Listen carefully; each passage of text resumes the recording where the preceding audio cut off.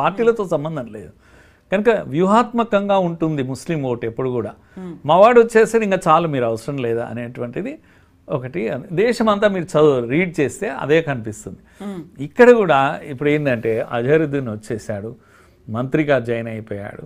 తర్వాత ఎంఐఎం కూడా చెప్పింది మాకు నో ప్రాబ్లం. కనుక అందరూ 100% షిఫ్టింగ్ జరుగుతుంది. బీఆర్ఎస్ అక్కడ దెబ్బతిన్నది. ముస్లిం ఓటు కొంత చీల్చగలిగిన 15% ముస్లిం ఓటు వచ్చినా బీఆర్ఎస్ ఇప్పటికి కూడా ఫీల్డ్లో ఉంటుంది. కానీ ఆ విషయంలో ఫెయిల్ అయిపోతుంది. ఎందుకు అంటే రేవంత్ రెడ్డి సక్సెస్ అయ్యాడు.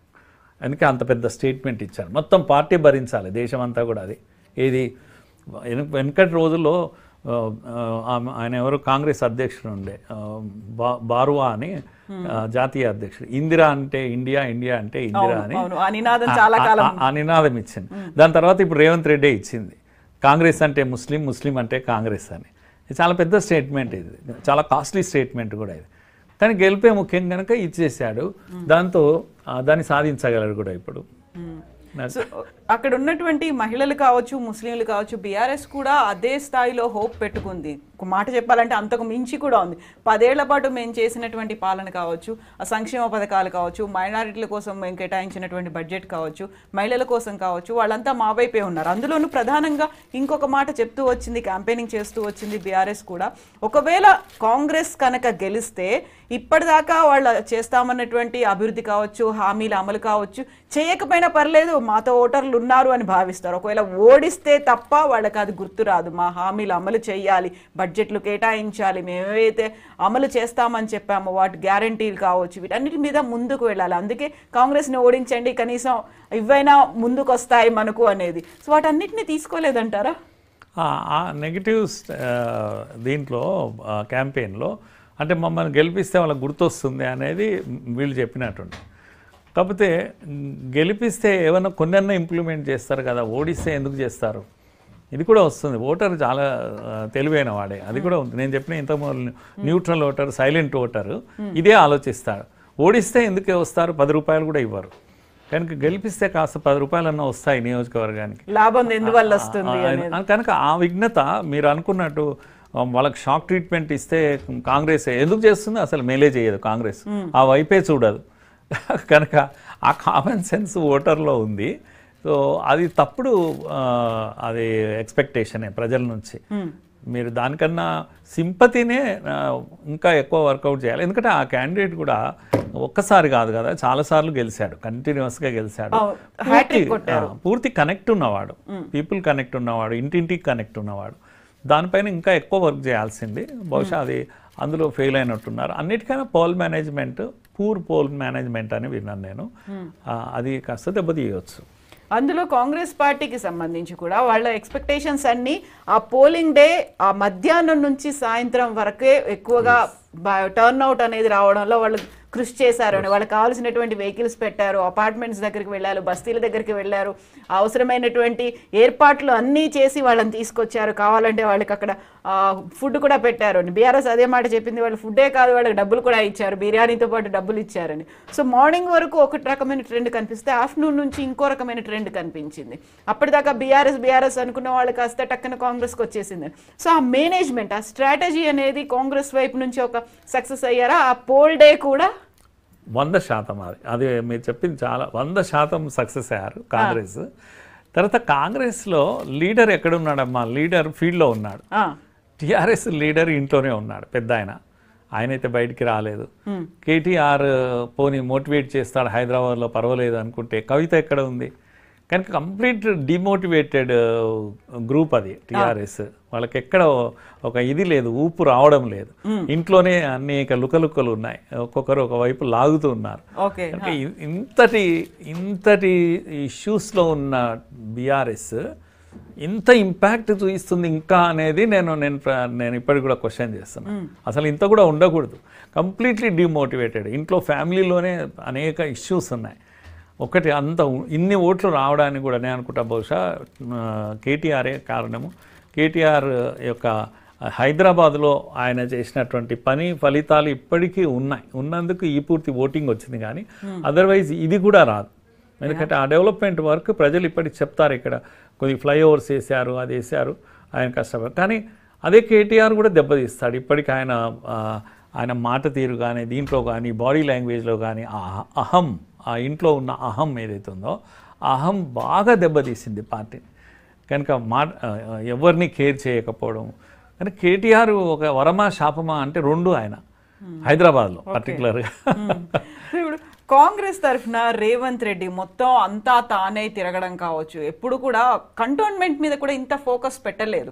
వెళ్తే వెళ్ళొచ్చారేమో, ర్యాలీ చేశారేమో, మాట్లాడి ప్రసంగాలు ఉంటాయేమో, కానీ ఇక్కడ మాత్రం కంప్లీట్ ఫోకస్ 5 days పాటు ర్యాలీలు ఉన్నాయి, బహిరంగ సభలు ఉన్నాయి, రోడ్ షోలు అనేవి ఉన్నాయి, ప్రతిరోజు మాట్లాడారు. అదే టైంలో సినీ కార్మికుల కోసం మాట్లాడారు, వాళ్ళకి ఆరోగ్యశ్రీ ఇస్తున్నారు, స్పెషల్ స్కూలు, బడ్జెట్లు కేటాయింపులు, ఆ తర్వాత స్పెషల్ అనౌన్స్మెంట్ కూడా చేశారు. టికెట్ల రేట్లు పెంచుకున్న తర్వాత అందులో ఉన్నటువంటి 10% వీళ్ళకి ఇవ్వండి అనేటువంటి అనౌన్స్మెంట్, ఇవన్నీ వచ్చాయి. చాలా ఫోకస్ ఎక్కువగా జూబ్లీ హిల్స్ మీద పెట్టారు. ఒకవేళ జూబ్లీ హిల్స్ లో కాంగ్రెస్ గెలిస్తే అది రేవంత్ రెడ్డి గెలుపుగా తీసుకొచ్చేసారు, అక్కడ ఉన్నటువంటి నవీన్ యాదవ్ గెలుపు కాదు అనేటువంటి మాట. అంత ఫోకస్ ఒక సీఎం, ఒక అసెంబ్లీ సెగ్మెంట్, అది పక్కనే ఉండడమా, జూబ్లీ హిల్స్ అనేసరికి దగ్గర అయిపోయిందా? అంత అది కాదు, కానీ బహుశా నేను అనుకుంటా ఆయన ఏమంటా కిల్లింగ్ ఇన్స్టింక్ట్, చచ్చే సావు అంటామమ్మా, చచ్చే సావు వచ్చింది ఆయనకు. ఎందుకంటే ఇక్కడ ఓడిపోతే ఆయనకి ఏముండదు. మొదలే పార్టీలో చాలా లుకలుకలు ఉన్నాయి, పెద్ద పెద్ద వాళ్ళు ఎదురు చూస్తున్నారు కొట్టాలని, ఆయన తీసేసి కొత్త ముఖ్యమంత్రి అవకాశం రావాలని కూడా పైన ఎదురు చూస్తూ ఉన్నారు. కనుక ఆయన జీవన్ మరణ సమస్య అంటాము. కనుక రేవంత్ రెడ్డి అట్లా పనిచేశాడంటే తన బ్రతుకు తెరువు కొరకు చేశాడు, అంతే. బ్రతికి ఉండాలంటే గెలవాలి ఆయన. కనుక ఆ ఎఫర్ట్స్ 100% ఎఫర్ట్స్ ఏమంటాము నూలు పోగా అడ్డం వచ్చినా ఆధారం అయిపోయింది. ఆయన పట్టుకున్నాడు, ఇవన్నీ డిక్లేర్ చేశారు మీరు చెప్పినట్టుగా, చాలా చేశారు. కనుక ఫలితం అయితే ఉంటుంది తప్పకుండా. ఆయనకు కంటిన్యూయేషన్ కావడానికి ఇది ఒక అవకాశం, ఇంకొక స్కోప్ అనేది దొరికింది, ఒక ప్లేస్ ని, ఒక ప్లాట్ఫామ్ ని మళ్ళీ అందించిందా? అంతే. ఆయన పైన అనేక అనుమానాలు ఉన్నాయి. బీజేపీతో కలిసి ఉంటాడు, మాజీ పైన బ్యాక్గ్రౌండ్, ఇవన్నీ కూడా విత్ ఇన్ ది గ్రూప్ వాళ్ళు అలిగేషన్ చేస్తూ ఉన్నారు. బీసీ వ్యతిరేక అనే ముద్ర కొట్టడానికి ప్రయత్నం చేస్తున్నారు. ఇవన్నీ ఉన్నాయి, with in the party issues ఉన్నాయి. కానీ ఆయన గెలుచుకుంటే ఆయనకు బ్రతుకు తెరివి 5 ఏళ్ళు ఉండడానికి ఒక అవకాశం తప్పదు ఆయనకు. టీఆర్ఎస్కి ఆ పరిస్థితి లేదు కదా, వాళ్ళేమో కంప్లీట్గా పార్టీగా ఫ్యామిలీగా డివైడెడ్ లీడర్షిప్ వాళ్ళది. ఈ రెండు కాకుండా బీజేపీ ఇంకొక భిన్నమైంది, అన్నీ ఉన్న అల్లుడి నోట్లో శని అన్నట్టుగా ఉంది ఇది బీజేపీ యొక్క పరిస్థితి. ఒక మాటలో చెప్పాలంటే అన్నీ ఉన్నాయి, వాళ్ళకి శని ఉంది. మరి గతంలో కాంగ్రెస్ పార్టీలో ఇన్ని గ్రూపులు ఉంటాయి అనుకున్నప్పుడు సెకండ్ కాంగ్రెస్ పార్టీ లాగా బీజేపీ తయారైంది అనేటువంటి మాట కూడా వినిపించింది కదా.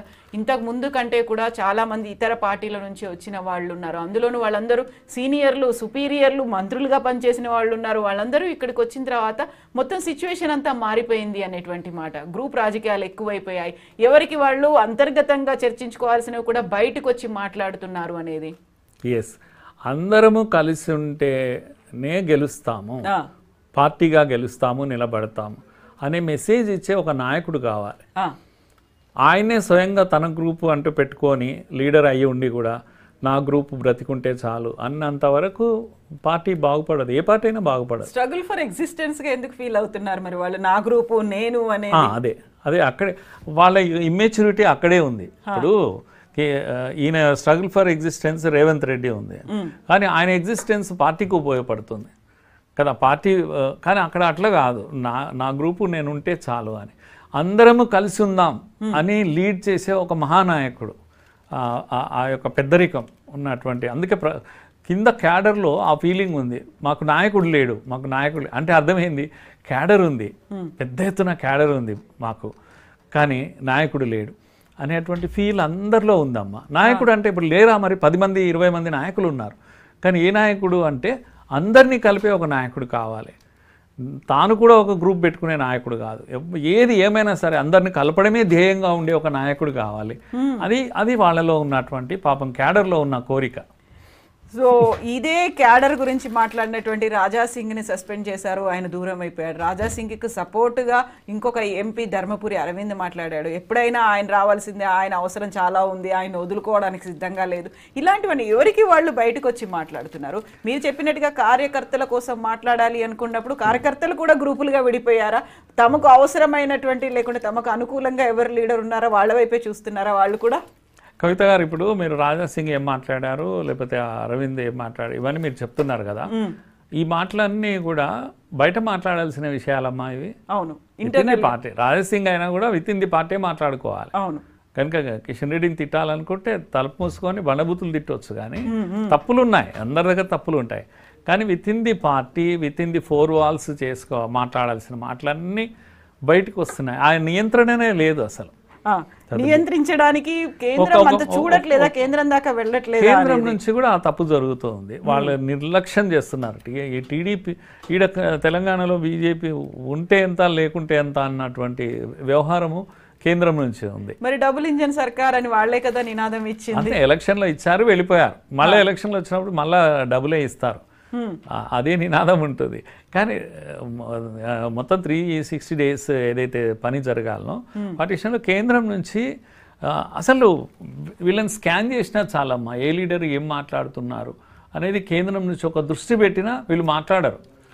మమ్మల్ని అడిగేవాడే లేడు పైన అనే అటువంటి ఒక ధోరణి ఇక్కడ లీడర్స్లో కనిపిస్తుంది. అందుకే పిచ్చి మాటలన్నీ మాట్లాడుతున్నారు, స్థాయి లేని మాటలు మాట్లాడుతున్నారు. వీళ్ళు పార్టీ లీడర్స్ అవుతారు, లేకపోతే మంత్రులు అవుతారు. పార్టీ యొక్క స్టేచర్ ఒకటి ఉంటుంది, మోడీ ఇచ్చినటువంటి స్టేచర్ ఒకటి ఉంది, దాన్ని కాపాడాలి కదా కనీసం. అది కూడా చీప్గా మాట్లాడే లీడర్స్ కూడా ఉన్నారు.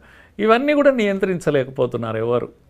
ఆ ఇండిసిప్లిన్ అది పార్టీలో మనకు కనిపిస్తుంది. అదర్వైజ్ ఏముంది, అంగట్లో అన్నీ ఉన్నాయి వాళ్ళకు. పైన అధికారంలో మద్దతు కావచ్చు, ఒక ఫుల్ పవర్ అనేది కేంద్రం రూపంలో ఉంది కదా పైన. మీకేం కావాలమ్మా మోడీ? మీకు పార్లమెంటులో ఓట్లు ఎందుకు వస్తున్నాయి మోడీ లేకపోతే? మీ కారణంగా వస్తాయి. మరి మీరు అసెంబ్లీలో గెలవరు కదా, మీరు ఎమ్మెల్యే గెలవరు, మీరు ఎంపీగా గెలుస్తారు కదా. ఎందుకంటే పూరి గుడిసెల్లో కూడా మోడీ వెళ్ళిపోయారు. ఇది మోడీ కంట కదా అంటున్నారు, ఓటేస్తున్నారు. ఇక్కడ మిమ్మల్ని ఎవరు చూడడం లేదు, మీరు ఎంపీగా మీరు ఉన్నారు కనుక ఓటేస్తున్నారా? కాదు. కనుక డైరెక్ట్గా మోడీ ఓటర్ కనెక్ట్ అయి ఉన్నారు. మధ్యలో లీడర్ తెలంగాణలో ఒక లీడర్ కనెక్ట్ కావడం లేదు కదా. అది ఆ డ్యామేజ్ అవుతోంది అనేది తెలుసుకోగలిగారా? బీజేపీ తెలుసుకోవడానికి కూడా ప్రయత్నం చేస్తుందా, లేదా అక్కడ కూడా గ్రూపులు అనేవి ఉన్నాయంటారా? అంటే పైనుంచి పెద్ద మనుషులు దీన్ని డీల్ చేయాలి, ఆపరేట్ చేయాలి. స్టార్ట్ అవుతుంది అది ఎప్పుడో ఒకసారి. కేంద్రంలో వాళ్ళ అవసరాలు వచ్చినప్పుడు స్టార్ట్ అవుతుంది. వాళ్ళకి ఎప్పటి వరకు అవసరం లేదో వాళ్ళకి కూడా అదర్వైజ్ బిజీ ఉంటారు కనుక ఒకసారి స్టార్ట్ అయితే మళ్ళీ గెలుస్తారు, పవర్లోకి వస్తారు వీళ్ళు. మీరు చూస్తారు అది కూడా కళ్ళతో. ఒక్కసారి సెంట్రల్ లీడర్షిప్ కనుక వచ్చి ఇక్కడ కూర్చుంటే అన్నీ సెట్ అయిపోతాయి. ఆ డిసిప్లిన్ ఉంటుంది ఇప్పుడు. మరి కాంగ్రెస్లో ఉన్న ఇండిసిప్లిన్ ఇక్కడ ఏమి ఉండదు. కాకపోతే అప్పుడు మాత్రం బీహార్ లాగా ఒంటరి స్టేట్ ఒకే రాష్ట్రానికి సంబంధించి ఎలక్షన్స్ అనేవి ఉండాలి. ఒకవేళ జమిలీ అయింది అనుకోండి, జమిలీ అయితే ఈ స్కోప్ ఉండదు కదా, వాళ్ళందరూ ఫోకస్ పెట్టి తెలంగాణ మీద అంటే ఆ ఛాన్స్ అయితే దొరకదు కదా. అప్పుడు తక్కువ ఉంటుంది, కానీ నీడ్ ఉంటుంది కనుక అక్కడ 10 మంది ఎంపీలు వాళ్ళకి కావాలి కనుక ఫోకస్ ఉంటుంది. ఎప్పుడైతే అక్కడ నీడ్ ఉంటుందో ఇక్కడ ఫోకస్ ఉంటుంది. ఫోకస్ ఉంది అంటే సెట్ అయిపోతుంది. ఇది పార్లమెంట్ ఎన్నికల్లో ఎందుకు సెట్ అవుతుందమ్మా? 8 ఎట్లోకి వెళ్ళి వస్తాయి, ఇంకా 2-3 రావాల్సింది ఉండే. ఎందుకంటే దానికి దృష్టి ఉంటుంది వాళ్ళకి కనుక వీళ్ళు సెట్ అయిపోతారు. సో ఆ స్కోప్ ఇప్పటికీ ఉంది తెలంగాణలో. పవర్లోకి వస్తుంది బీజేపీ ఇప్పుడు ఒకసారి వస్తుంది. అయితే యాక్చువల్గా జిహెచ్ఎంసీ ఎలక్షన్స్కి సంబంధించే హోప్ అనేది అప్పుడు కనిపించింది. గతంలో సెకండ్ లార్జెస్ట్ పార్టీగా బీజేపీ ఉంది, ఎలా వచ్చింది అనుకున్నప్పుడు అమిత్ షా కూడా వచ్చారు క్యాంపెయినింగ్ కోసం. అప్పుడు వినిపించింది ఏంటి, గల్లీలో జరిగేటువంటి ఎన్నికల కోసం ఢిల్లీ లీడర్లు రావడం ఏంటి అనేది. బట్ మీరు చెప్పినట్టుగా అంత ఫోకస్ పెట్టాలి అంటే అలాంటి పరిస్థితి ఉందా? జమిలీ గురించి ఇంత అవుతున్నప్పుడు, డిస్కషన్ అవుతున్నప్పుడు జమిలీలో ఉంటుంది. జమిలీలో వాళ్ళ ఫోకస్ పెడతారు ఇక్కడ. ఎందుకంటే పార్లమెంట్ వాళ్ళకి అవసరం ఉంటుంది కనుక పెడతారు, సెట్ చేస్తారు, ఏదో విధంగా సెట్ చేస్తారు. అంటే వాళ్ళ అవసరాలు ఎట్లుంటాయంటే ప్రాంతీయ పార్టీలు ఉన్న దగ్గర మనం గమనించాల్సింది ఏంటంటే నెగ్లెక్టెడ్గానే ఉంటారు, ఎక్కువ దీన్ని మెడిల్ చేయరు. ఇంత అవసరం ఉంటే ఆ పార్టీని తీసేసుకుంటాము, వాళ్ళ ఎంపీలు వస్తారు కదా. దేశమంతా మనం గమనిస్తే ఇప్పుడు ఆంధ్రాలో ఉన్నారమ్మా, అక్కడ బీజేపీని పెద్దగా ఏం పట్టించుకోరు. ఉన్నాయి 4-3 ఏదో అలయన్స్లో వచ్చేస్తే చాలు, ఎందుకంటే టీడీపీ ఉంది కదా. అలాంటి వ్యవహారం అందుకే కదా ఆ డౌట్ ఇక్కడ కూడా. ఇక్కడ ఓటర్స్కి అందరికి డౌట్ ఏంటంటే మీరు ఎప్పటికైనా ఏదో పార్టీతో అలయన్స్లో పోతారేమో అని ఓటర్స్లో కూడా ఆ డౌట్ ఉంది. అది కూడా శాపం ఈ పార్టీకి. టీఆర్ఎస్తో పెట్టుకోవచ్చు, పెట్టుకుంటే జస్ట్ లైక్ తమిళనాడులో అయింది కదా, తమిళనాడులో అన్నామలై లాంటి ఒక సీనియర్ మోస్ట్ లేకపోతే అక్కడ మంచి నాన్ కాంట్రవర్షియస్ ఉన్నటువంటి క్యాండిడేట్ ని తీసుకొచ్చి పెడితే ఆయనే స్వయంగా ఓడిపోయారు. ఆ తర్వాత మన దగ్గర గవర్నర్ గా చేసినటువంటి తమిళిసై సౌందరరాజన్ కూడా ఎంపీగా ఓడిపోయారు. మళ్ళీ ఇప్పుడు ఏఐడిఎంకే వైపు చూడాల్సినటువంటి పరిస్థితి, ఒక అనివార్యత అనేది అనివార్యతనే అలా చేస్తుంది. ఇక్కడైతే ఎప్పుడు ఎన్టీఆర్ కాలం నుంచి కూడా ఆ అనివార్యత ఉంది. అందుకే బలీకా బక్రా అంటాం. ఇక్కడ బీజేపీ పార్టీని బలి అవుతూ వస్తుంది. ఎందుకు? కేంద్రం కోసం, కేంద్రంలో అధికారం రావాలి కనుక ఎన్టీఆర్తో ఉంటేనే బాగుంటుంది, చంద్రబాబుతో ఉంటేనే బాగుంటుంది. నెంబర్ ఆఫ్ సీట్స్ వస్తాయి. ఒక ఎక్స్ట్రా ఎఫర్ట్స్ చేసి నా గర్క నా ఘాటుక, ఎందుకంటే ఎనిమి కాంగ్రెస్ కదా, అనవసరంగా టీడీపీని ఎనిమి ఎందుకు చేసుకోవాలి, టీఆర్ఎస్ని ఎనిమి ఎందుకు చేసుకోవాలి? ఈ ధోరణి కేంద్రంలో ఉంటుంది. దాని కారణంగా ఇక్కడ బీజేపీ బలహీన పడుతుంది. మనం ఊరికే వ్యక్తులను మాత్రమే అంటే కేవలం తెలంగాణనేనా లేకపోతే సౌత్ లో మొత్తం ఇదే ఉంది? ఓన్లీ కర్ణాటకలో అయితే ఉంది. కర్ణాటకలో స్టార్టింగ్ లో కూడా ఇలాంటి ఇదే తరహా స్ట్రాటజీ కదా ఫాలో అయింది. అంటే ఎక్కడైతే లీడర్స్ బలంగా ముందుకు వస్తారో అక్కడ ఆపరేషన్ చేశారమ్మా. మీరు కళ్ళతో చూస్తాము. ఎక్కడ ఉదాహరణకు ఒరిస్సాలో మొన్నటికి మొన్న ఆయన బలమైన నాయకుడు పట్నాయక్ కనుక ఆయనతోనే ఉన్నారు, ఊరికే ఉన్నారు. తర్వాత విడిగా ఉన్నా కూడా ఆయనను ఎక్కువ మెడిల్ చేయలేదు. ఒక దశ వచ్చాక బలంగా ఉన్నాము, లీడర్ బలంగా ఉన్నారు అక్కడ కనుక అవుట్ రైట్గా వెళ్ళిపోయారు. మహారాష్ట్రలో ఎన్నో ఏళ్ల నుంచి శివసేనతో ఉన్నారు కానీ బలం ఉంది కింద కనుక బలం ఉంది, లీడర్స్ ఉన్నారు. లీడర్స్ ఉన్నారు కనుక ఆపరేట్ చేశారు. శివసేన లేకుండా కూడా వెళ్ళిపోయారు, ధైర్యం చేశారు. ఎక్కడెక్కడ ధైర్యం చేశారో అక్కడక్కడ నిలబడ్డారు పార్టీ. ఇక్కడ ఎందుకు చేయదు అంటే ఇదిగో లీడర్షిప్, మళ్ళా బీజేపీలో లీడర్షిప్. ఒకసారి మళ్ళీ మనం బీహార్కి వెళ్ళొద్దాం. బీహార్లో ఎన్డీఏ కూటమి 163 స్థానాల్లో లీడింగ్లో ఉంది. మహాగఠబంధన్ 76 స్థానాల్లో ఉంది. జన్సురాజ్ పార్టీ 2 స్థానాల్లో ఉంది, అదర్స్ 2 స్థానాల్లో. సో అక్కడ కూడా డివిజన్స్, అక్కడ మిథిలాంచల్ కావచ్చు, అంగ్ ప్రదేశ్ ఇలాంటి చోట్ల ఎలా ఉంది అనేది కూడా డివిజన్స్ అనేవి కనిపిస్తున్నాయి. అంటే మొత్తంగా దాన్ని బీహార్ని హోల్ బీహార్గా కూడా చూడకుండా సో ఒక్కొక్క పార్ట్ ఒక్కొక్కరికి ఎలా ఎవరి వైపు ఓట్లు వేశారు అనేది కూడా కనిపిస్తుంది. సో బీహార్ అనేది మళ్ళీ ఇప్పుడు ఎన్డీఏ కూటమికి రాబోతోంది అనుకున్నప్పుడు సీఎం క్యాండిడేట్ ఎవరవుతారు అనేది దాంతో పాటుగా మళ్ళీ ఏం చూసి కావాలనుకున్నారు? ఎందుకని అక్కడ మహాగఠబంధన్ వైపు వెళ్ళలేకపోయారు? అటువైపు ఇప్పుడు ఇప్పటికీ బోల్డ్ అని స్థానాల్లో మహాగఠబంధన్ రూపంలో, ఇండియా అలయన్స్ రూపంలో పోటీ పట్టేప్పటికీ అంత ప్రామినెన్స్ అనేది ఎందుకని ఒక ప్రయారిటీ ఇవ్వలేకపోతున్నారు అనేది, అక్కడ మహాగఠబంధన్ ఎందుకు ఫెయిల్ అవుతోంది? మహాగఠబంధన్కు ఉన్న బలము లాలు కుటుంబం, అదే బలము అదే బలహీనత కనుక ఇప్పుడు హైయెస్ట్ పాపులారిటీ ఆయనకే ఉందమ్మా. ఎవరికి? లాలు కొడుకున్నాడు కదా ఇప్పుడు తేజస్వి యాదవ్, ఆయనకు 35% పైన ఓటింగ్. ఈయనకి 22 ఉంది నితీష్కు. కనుక ఇప్పుడు వాళ్ళకున్న బలం అంతా ఎవరు? ఇప్పుడు లీడరే బలం వాళ్ళకు. ఇది ఇప్పుడు ప్రస్తుతం ఎన్డీఏ లీడర్లెస్గా కనిపిస్తుంది. నితీష్ ఉన్నాడు, మంచి ఫేస్ అయినది, వైడ్లీ యాక్సెప్టబుల్ ఫేస్, కానీ పాపులారిటీ తగ్గింది. ఇంకా ఈయననేనా అనేటువంటి స్థితి వచ్చేసింది. అందుకే గఠబంధన్లో ఇంతకుముందు చెప్పినట్టుగా లుకలుకలు అన్నీ కూడా సీట్ షేరింగ్, ఓట్ షేరింగ్ అన్నీ కూడా ప్రాబ్లమ్స్ వాళ్ళకు ఉన్నాయి. ఇక్కడనేమో పర్ఫెక్ట్గా టీం వర్క్ ఉంది, పర్ఫెక్ట్గా ప్రజెంట్ చేశారు.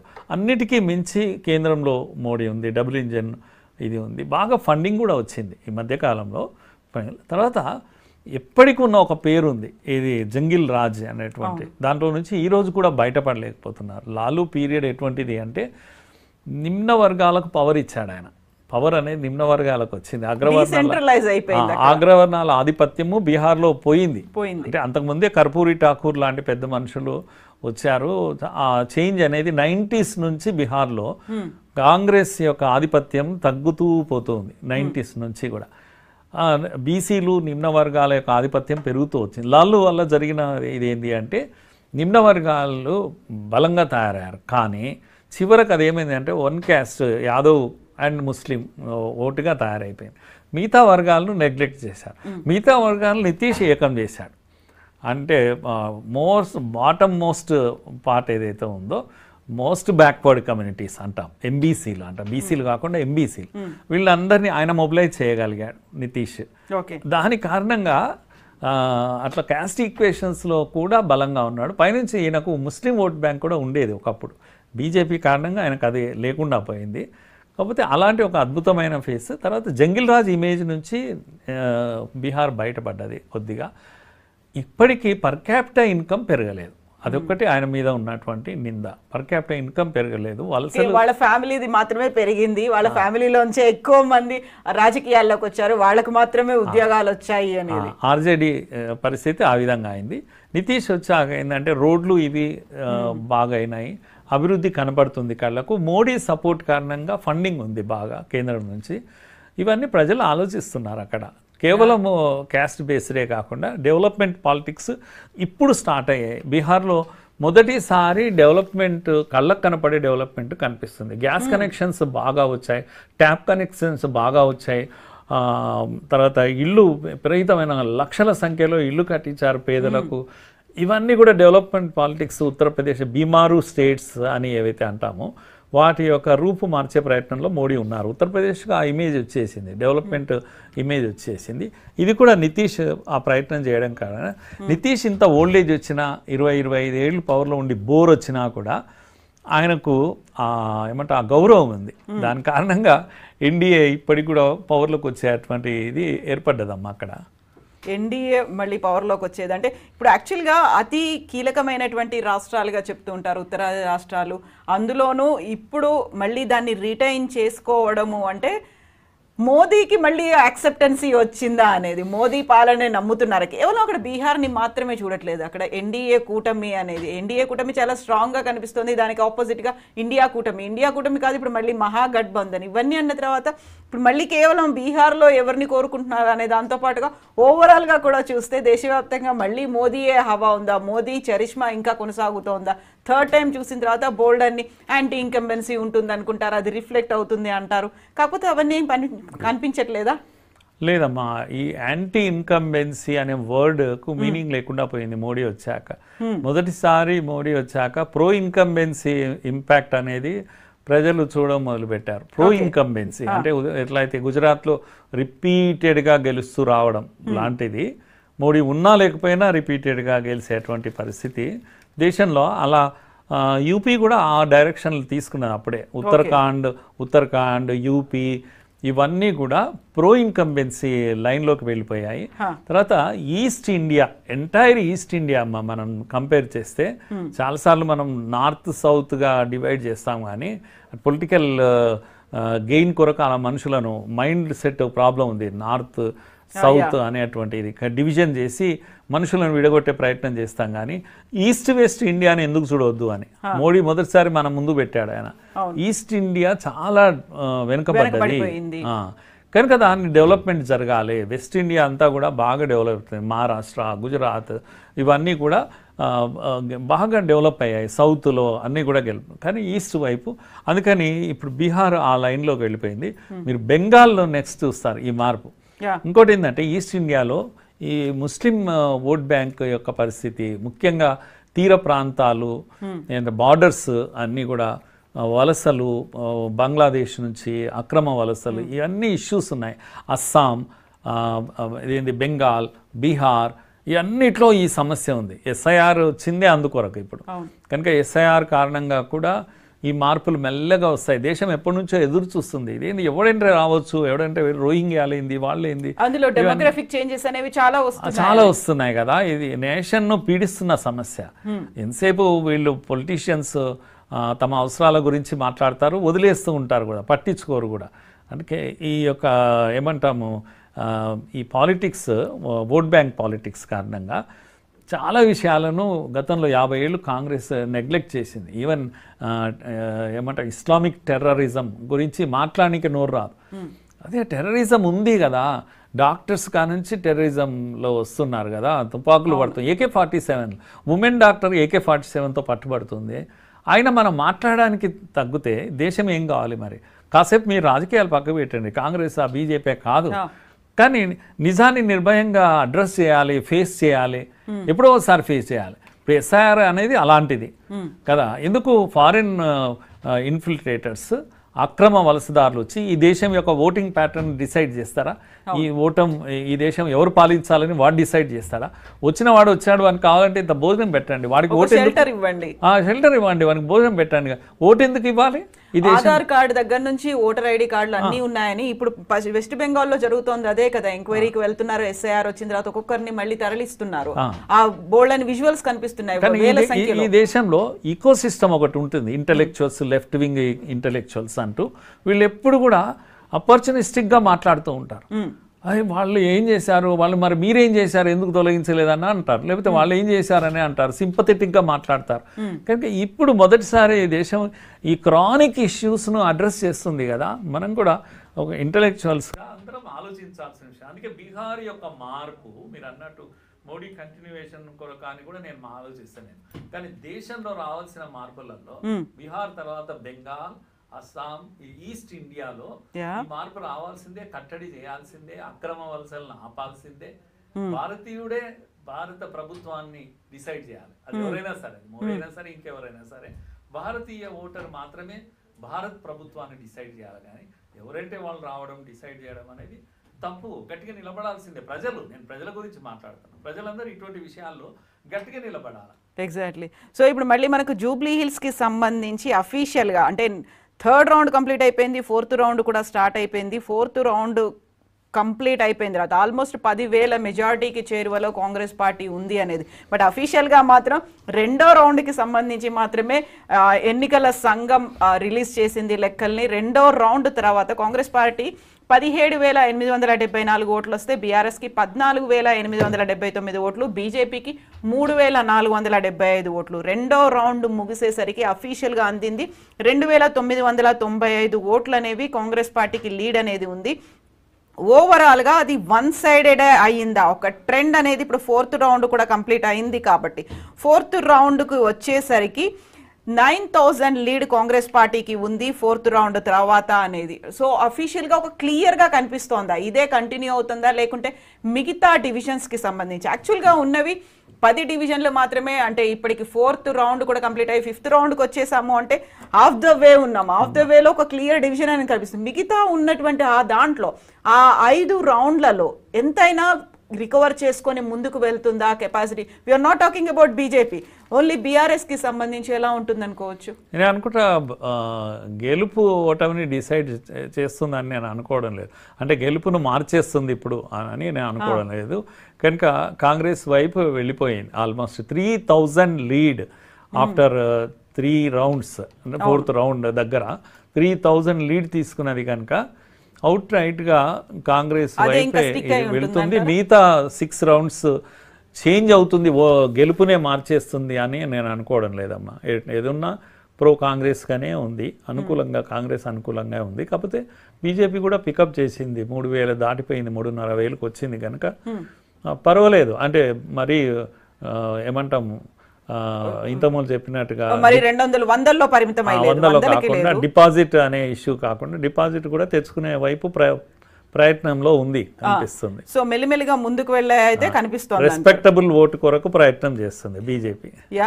సో ఫస్ట్ మనకి షేక్పేట్తో స్టార్ట్ అయింది. మొత్తంగా 7 డివిజన్లు ఉన్నాయి. ఎర్రగడ్డ, షేక్పేట్, యూసుఫ్గూడ, వెంగళరావు నగర్, బోరబండ, రహమత్ నగర్, శ్రీనగర్ కాలనీ అనే డివిజన్స్ అయితే ఉన్నాయి. ఇందులో ఒక్కొక్క దాంట్లో ఒక్కో రకంగా ఉంటుంది అనేది. అందులో మెజారిటీ అక్కడ ఉన్నటువంటి ఆంధ్ర సెటిలర్లు అనే మాట ఇప్పటికీ కూడా మనం ఆ మాటని ఉపయోగిస్తూనే ఉన్నాము. సో వాళ్ళు ఎటువైపు ఉన్నారు అనే దాంతో పాటుగా ముస్లిం ఓటర్లు, మహిళా ఓటర్లు, డివిజన్ల వారీగా కూడా పార్టీల బేస్ చేసుకొని అది మారుతుంది అనుకున్నప్పుడు సో ఫస్ట్ అంతా షేక్పేట్ అయింది, ఆ తర్వాత వెంగళరావు నగర్, ఆ తర్వాత ఇప్పుడు సోమాజిగూడకు అవుతుందని 4th ఫేజ్ అనే 4th రౌండ్ కూడా కంప్లీట్ అవడానికి వచ్చింది. కాబట్టి సో ఎవరెవరికి ఎలా ఉంటాయి అనేది అయితే చాలా కీలకంగా ఉంది. అందులోనే ఇప్పుడు యూసుఫ్ కూడా మన జూబ్లీ హిల్స్కి సంబంధించి చూస్తే ఎన్నికల కౌంటింగ్ సమయంలోనే ఒక ఇన్సిడెంట్ జరిగింది ఇండిపెండెంట్గా. ఇప్పటిదాకా అంతమంది పోటీ చేయలేదు, 58 మంది క్యాండిడేట్స్ జూబ్లీ హిల్స్ బరిలో దిగారు. అందులో ఒక స్వతంత్ర అభ్యర్థి ఉన్నారు, మహమ్మద్ అన్వర్. ఈరోజు ఉదయమే తనకి 40 years, ఈరోజు ఉదయమే తనకి గుండెపోటు వచ్చి ఆయన ఆసుపత్రికి తరలించే లోపే మరణించారు. ఆయన కౌంటింగ్ సెంటర్కి చేరుకున్నారు. సో రాగానే ఆయనకు హార్ట్ అటాక్ వచ్చింది. ఆ తర్వాత ఇమ్మీడియట్గా హాస్పిటల్కి తరలించే లోపే ఆయన మరణించినట్టుగా సమాచారం. అయినప్పటికీ కూడా యూసుఫ్గూడలో కోట్ల విజయభాస్కర్ రెడ్డి స్టేడియంలో కౌంటింగ్ అనేది అయితే ఎదురు చూస్తోంది, కంటిన్యూ అవుతోంది. దానికి సంబంధించి ఇప్పటికైతే బోల్డని అప్డేట్స్ ఉన్నప్పటికీ అఫీషియల్గా ఎవరెవరికి ఎంత వచ్చాయి అనేది ఎలక్షన్ కమిషన్ నుంచి అయితే రాలేదు. కౌంటింగ్ అనేది ఇంకా కొనసాగుతూనే ఉంది. 3వ రౌండ్లో బీఆర్ఎస్కి స్వల్ప ఆధిక్యం వచ్చింది అని చెప్పినప్పటికీ ఓవరాల్గా మాత్రం కాంగ్రెస్కి సంబంధించి ఆ ఆధిక్యం అనేది ఇంకా కంటిన్యూ అవుతూనే ఉంది. అందులోనూ మనం 4వ రౌండ్లో కాంగ్రెస్ లీడ్లో ఉంది. 3100 ఓట్ల మెజారిటీ అనేది 4వ రౌండ్కి వచ్చింది. ఓవరాల్గా అన్ని రౌండ్స్ కలిపి చూస్తే 10,000 ఓట్ల మెజారిటీ అనేది కనిపిస్తోంది. సో ఇక్కడ ప్లస్ ఆర్ మైనస్ అని చూసుకున్నప్పుడు మనం ఇంతకుముందు స్టార్టింగ్లో మాట్లాడుకున్నట్టుగా మెజారిటీ 90% ఎగ్జిట్ పోల్స్ అయితే కాంగ్రెస్కి ఇచ్చినప్పటికీ కూడా ఓట్ షేర్ అనేది చాలా తక్కువ ఉంటుంది. 2 నుంచి 3% ఉంటుంది, మ్యాక్సిమం 7% మాత్రమే ఉంటుందని. ఇప్పుడు 10,000 ఓట్ల మెజారిటీ అనేది ఇంకా ఆఫ్ ద వే ఉంది కాబట్టి అది ఎంతకు వెళ్ళొచ్చు, ఆ పోల్ పర్సెంటేజ్ ఎలా మారుతుంది అనుకుంటున్నారు మీరు? నో అంటే ఇంకా ఉన్నాయి, 5 రౌండ్స్ ఉన్నాయి కనుక 5 రౌండ్స్ ఉన్నాయి కనుక ఇప్పుడు కూడా మనం చెప్పలేము. కానీ ఓవరాల్గా ప్రో కాంగ్రెస్ మనకు కనిపిస్తుంది. లెక్కలు చూస్తుంటే మాత్రం కాంగ్రెస్ లాగిస్తుంది. ఎక్కడ కూడా ఒక డివిజన్ ఉంది పూర్తిగా వన్ సైడ్ ఉంటుంది అనేవి లేవు. కనుక బీఆర్ఎస్ను గెలిచి పెట్టేంత 1-2 డివిజన్స్ ఉన్నాయి, అవి ఇంకా కౌంటింగ్ కాలేదు అనేటువంటి స్థితి మనకు లేదు కనుక మనం ఇప్పటికిప్పుడు మారుతుంది రిజల్ట్ అని చెప్పలేము. కాంగ్రెస్ వైపే అనుకూలంగానే ఉంది. జూబ్లీ హిల్స్లో పెరుగుతున్న Congress lead. Exactly.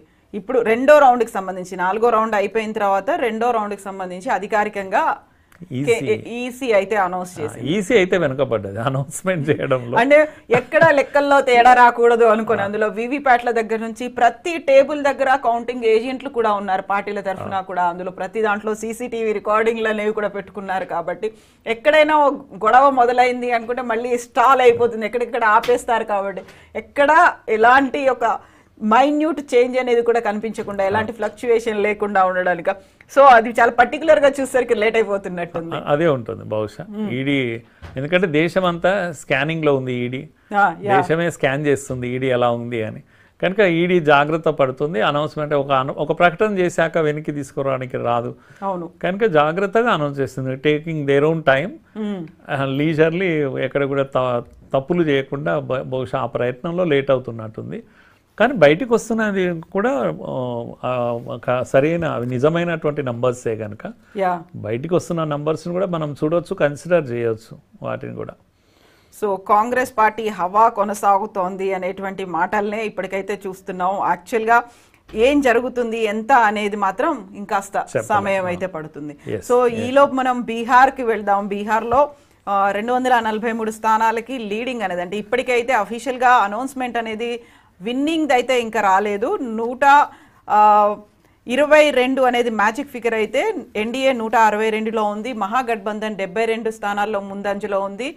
Jan Suraj party Prashanth Kishore start చేసినటువంటి పార్టీ 2 స్థానాలు, తర్వాత ఎంఐఎం 2 స్థానాల్లో ఉన్నట్టుగా. అండ్ అక్కడ మగధ్ కావచ్చు, సీమాంచల్, ఇలాంటి మిథిలాంచల్ ఇక్కడ ఎలా ఉన్నాయి అనే దాని మీద కూడా మళ్ళీ లెక్కలు ఇవన్నీ కూడా వినిపిస్తున్నాయి. కాబట్టి సో ఇది ఇప్పటిదాకా అయితే 4th రౌండ్కి సంబంధించి కంప్లీట్ అయింది. 4వ రౌండ్ కౌంటింగ్ కూడా ప్రారంభమైంది. సో ఇక్కడ కొంచెం క్లారిటీ అనేది మిస్ అవుతోంది, ఎందుకంటే అది డిలేస్ అనేవి ఉన్నాయి కాబట్టి. సో అదే క్లారిటీ మిస్ అవుతోంది. బట్ ఇప్పటికి కూడా అఫీషియల్గా రాలేదు. బట్ ఈ ఉన్న కంప్లీట్ అయినటువంటి వాటిని చూస్తే ఒక కంక్లూషన్ ఇప్పటికీ రావాల్సినటువంటి పరిస్థితి వచ్చిందా అంటే అది కూడా క్లారిటీ లేదు. ఎందుకంటే మెల్లిమెల్లిగా చేంజెస్ అనేవి జరుగుతూ ఉంటాయి. కాబట్టి డివిజన్ల వారీగా చేంజెస్ అనేవి ఉన్నాయి. అందులోనూ సైలెంట్ ఓటర్లు సైలెంట్గా ఉన్నారా, లేకపోతే సైలెంట్ ఓటర్లు డిసైడింగ్ ఫ్యాక్టర్ అయ్యారా, వీటన్నిటి కూడా ఇంకాస్త సమయం అనేది అయితే పడుతుంది. బట్ కౌంటింగ్ అనేది కొనసాగుతోంది. కౌంటింగ్కి సంబంధించినటువంటి లేటెస్ట్ అప్డేట్స్ని మీకు అందిస్తూనే ఉంటాం. Stay tuned.